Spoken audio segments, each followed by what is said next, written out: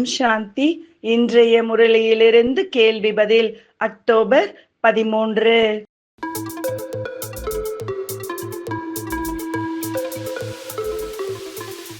வேதம் சாஸ்திரம் படித்தாலும் பரமாத்மாவை அடைய முடியாத காரணம் என்ன?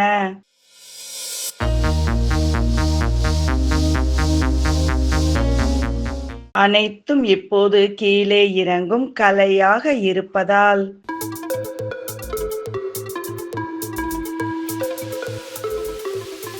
பக்தர்கள் எதை மாறி மாறி செய்கின்றனர்?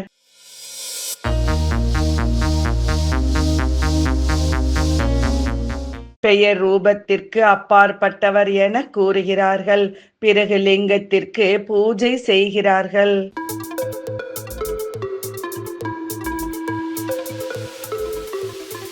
பிந்துவான பரமாத்மாவிடம் உங்களை பார்க்க வேண்டும் என கேட்பவர்களுக்கு அவரின் பதில் என்ன?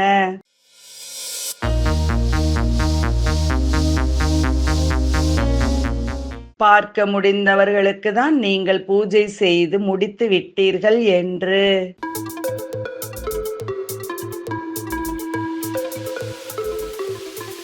ஈஸ்வரன் யதார்த்தமாக எதை புரிய வைக்கிறார்?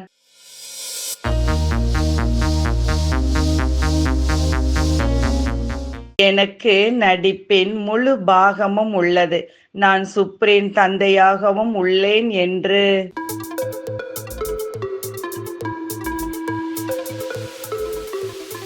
சந்நியாசிகளுடையது எது கிடையாது?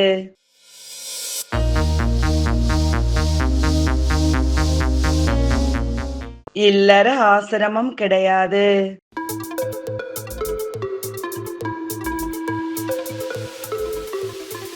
தேவதைகளுக்கும் அசுரர்களுக்கும் உள்ள வேறுபாடு என்ன?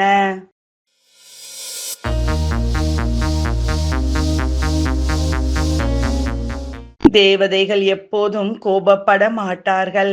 அசுரர்களிடம் மாயை வேலை செய்ய ஆரம்பிக்கும். அடிப்பது, துன்புறுத்துவது போன்ற பாவ காரியங்கள் செய்வார்கள்.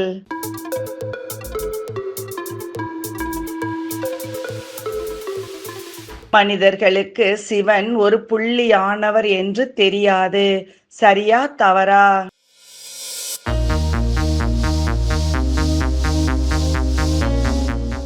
சரி.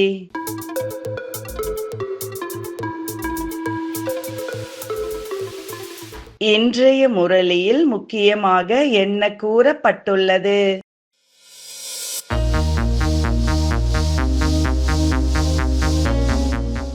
எந்த ஒரு விஷயத்திலும் பரமாத்மாவை பின்பற்றுவதற்கு பதிலாக தன் புத்தியை பயன்படுத்தும் போது எதுவும் கடினமாகிறது. நன்றி. ஓம் சாந்தி.